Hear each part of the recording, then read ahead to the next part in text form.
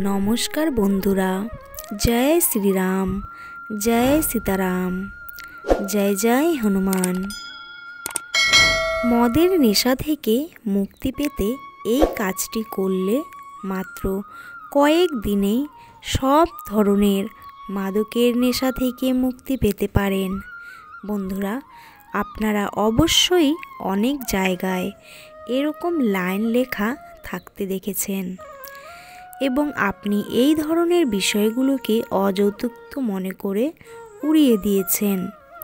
কিন্তু যদি আপনাকে বলা হয় যে আপনার ছেলে, স্বামী বা আপনার পরিবারের কোনো ব্যক্তি যদি মদের নেশায় আসক্ত হয় এবং মাত্র 3 দিনে তার নেশা ছাড়ানো সম্ভব, তাও কোনো জোর জবরদস্তি ছাড়াই, আপনি কি তা বিশ্বাস করবেন?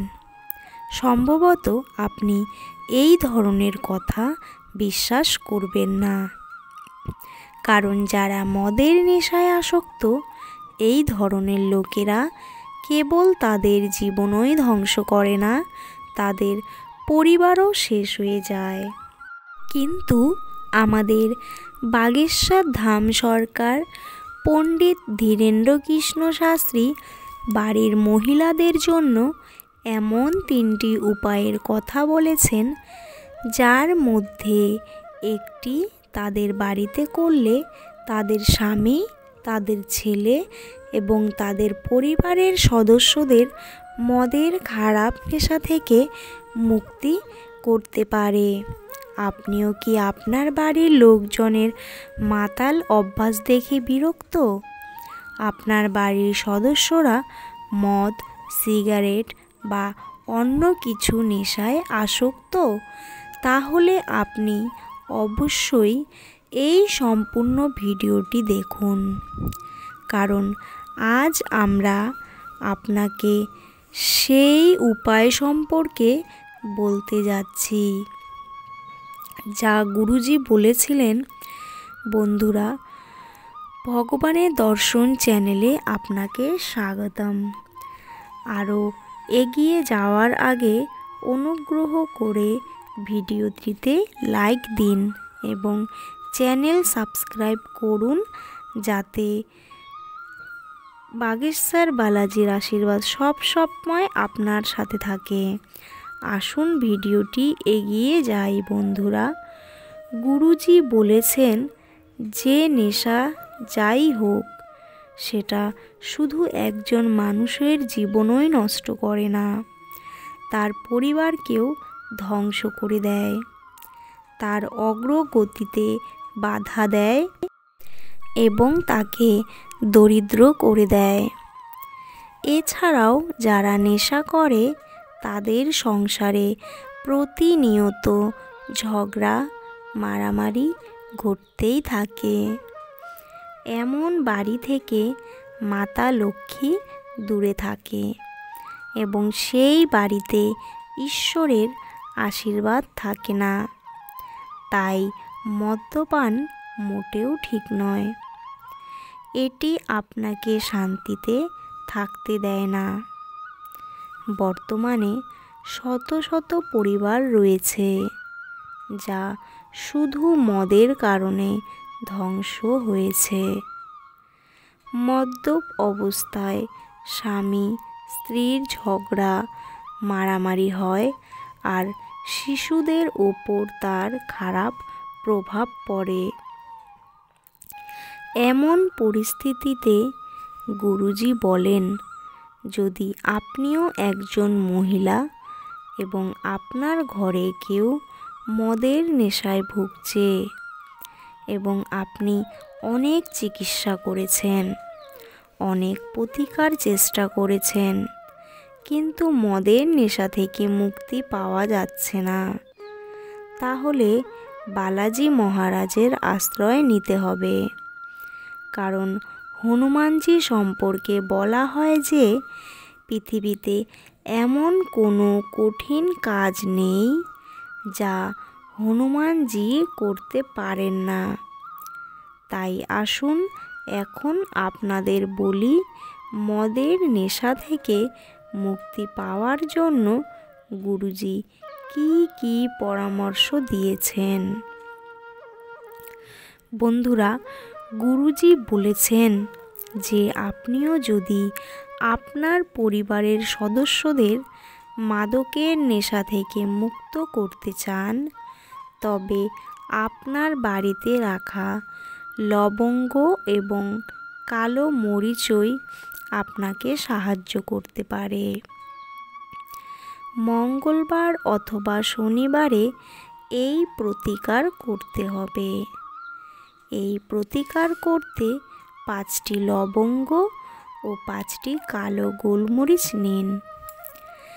এরপর একটি লাল রঙের কাপড় নিন এবং এই লাল রঙের কাপড়ে লবঙ্গ ও কালো গোলমরিচ রেখে একটি বান্ডিল তৈরি করুন।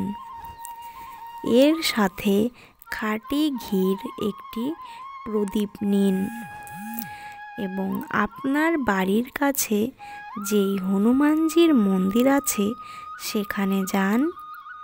সেখানে যাওয়ার পর প্রথমে আপনি হনুমানজির মূর্তির সামনে বান্ডিলটি রাখুন এবং 5 বার হনুমান চালিসা পাঠ করুন এবং হনুমানজির কাছে প্রার্থনা করুন আপনার বাড়ির যে ব্যক্তি মদের নেশায় আসক্ত, আপনি তাকে মদের নেশা থেকে মুক্ত করাতে চান। এর জন্য হনুমানজির সাহায্য দরকার। এরপর প্রদীপ জ্বালান এবং হনুমানজির আরতি করুন এবং এই বান্ডিলটি আপনার বাড়িতে ফিরিয়ে আনুন। এখন আপনাকে যা করতে হবে তা হলো এই লবঙ্গ এবং কালো মরিচ 1 গ্লাস জলে ফেলে ফুটিয়ে নিন। ফুটানোর পর এই জল সাথে রাখতে হবে। এরপর নেশাগ্রস্ত ব্যক্তিকে প্রতিদিন অল্প অল্প করে খেতে দিন। এটি করলে মাত্র 7 দিনেই ফল দেখতে পাবেন। এই প্রতিকারটি আপনার জন্য খুবই উপকারী হবে। বন্ধুরা, এর বাইরে গুরুজি তার ভক্তদের আরেকটি উপায় বলেছেন। গুরুজি বলেছেন যে আপনি এই উপায়টি কালো মরিচ এবং লবঙ্গ দিয়ে করতে পারেন। এই উপায়টির প্রভাব খুবই কার্যকর এবং আপনি যদি এই উপায়টি করেন তবে নেশাগ্রস্ত ব্যক্তি মদকে ঘৃণা করতে শুরু করে।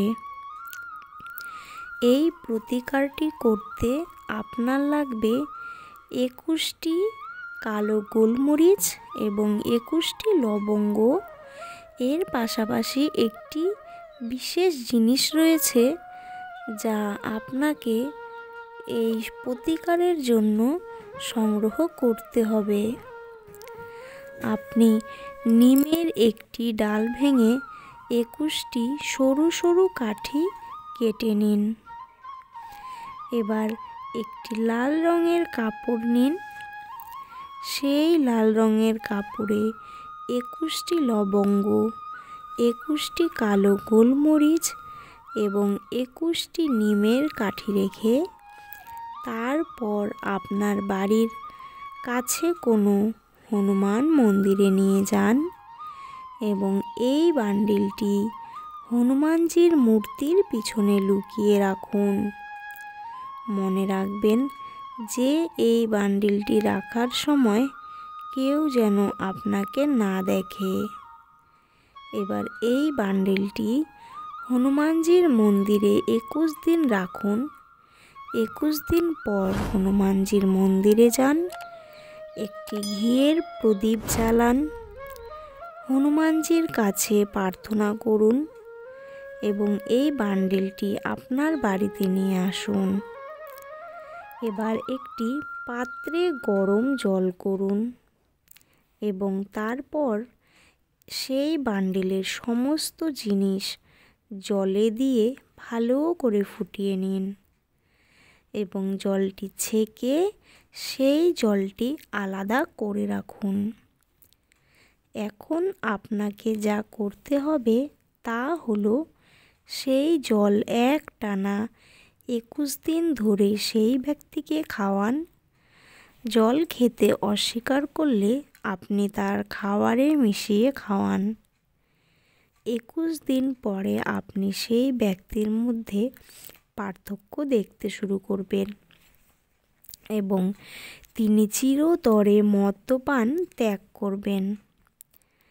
এছাড়াও বন্ধুরা, গুরুজি তার ভক্তদের আরেকটি খুব সহজ সমাধানও বলেছেন। যারা অতিরিক্ত নেশা করেন এবং নেশার কারণে তারা অনেক রোগে আক্রান্ত হয়েছেন, এর জন্য গুরুজি বলেছেন যে কোনো সোমবার এই প্রতিকার করতে পারেন। একটি তামার পাত্রে জল ভরে ডান হাতে 1 চিমটি তিল নিয়ে মহাদেবের মন্দিরে যান। প্রথমে শিবলিঙ্গে জল নিবেদন করুন এবং তারপর আপনি যে তিল এনেছেন তা নিবেদন করুন। এবার আপনি মহাদেবের কাছে প্রার্থনা করুন যে আপনার বাড়ির সেই ব্যক্তিটি মদ খাচ্ছে, সেই ব্যক্তির নেশা থেকে মুক্তি পেতে আপনার মহাদেবের সাহায্য প্রয়োজন। এরপর সেই তিল থেকে 5টি দানা নিয়ে আপনার বাড়িতে নিয়ে আসুন এবং সেই ব্যক্তিকে খাওয়ান। আপনি যদি তাকে খাওয়াতে না পারেন তবে আপনি এই তিলগুলি পিষে তার খাবারে মিশিয়ে দিতে পারেন। এই প্রতিকারটি আপনি 3 সোমবার করলে মদের নেশায় আসক্ত ব্যক্তি ধীরে ধীরে মাদক ছেড়ে দিতে শুরু করবে এবং মহাদেবের কৃপায় সে মদের দিকে ফিরেও তাকাবে না। এছাড়াও গুরুজি বলেছেন, অনেক সময় এমন হয় যে মানুষ মদের আকাঙ্ক্ষা এবং চিনি খাওয়ার ইচ্ছার মধ্যে পার্থক্য বুঝতে পারে না। এমন পরিস্থিতিতে অ্যালকোহল পানে আসক্ত ব্যক্তিকে যে কোনো চিনিযুক্ত পানীয় পান করাতে পারেন। এতে তার মদ খাওয়ার ইচ্ছা ধীরে ধীরে কমে যাবে। বন্ধুরা, গুরুজি বলেন মদ হোক বা অন্য কিছু নেশা, সবই সর্বনাশের কারণ। আপনার বাড়িতে যদি এমন কেউ থাকে যে মদের নেশায় আসক্ত, তাহলে অবশ্যই তার জন্য এই প্রতিকারগুলির মধ্যে যে কোনো একটি চেষ্টা করুন। প্রিয় বন্ধুরা, আশা করি গুরুজির বলা এই উপায়গুলি আপনার ভালো লেগেছে। বন্ধুরা, ভিডিওটি যদি ভালো লেগে থাকে চ্যানেলটি অবশ্যই সাবস্ক্রাইব করবেন, ভিডিওটি লাইক দিন এবং কমেন্টে জয় শ্রীরাম লিখতে ভুলবেন না। বন্ধুরা, আজকের ভিডিওটি আমি এখানেই শেষ করছি। পরবর্তী একটি নতুন ভিডিও নিয়ে আবার আসব। ততক্ষণ আপনারা ভালো থাকবেন, সুস্থ থাকবেন আর নিজেদের যত্ন নেবেন। পুরো ভিডিওটি দেখার জন্য আপনাদের অসংখ্য ধন্যবাদ। বন্ধুরা, ভগবানের দর্শনের চ্যানেলটির ভিডিওগুলি আপনারা দেখে আসতে পারেন। এখানে ভগবানের সমস্ত অজানা তথ্যগুলি ভিডিও দেওয়া আছে। আশা করছি আপনাদের ভীষণ ভালো লাগবে। ধন্যবাদ।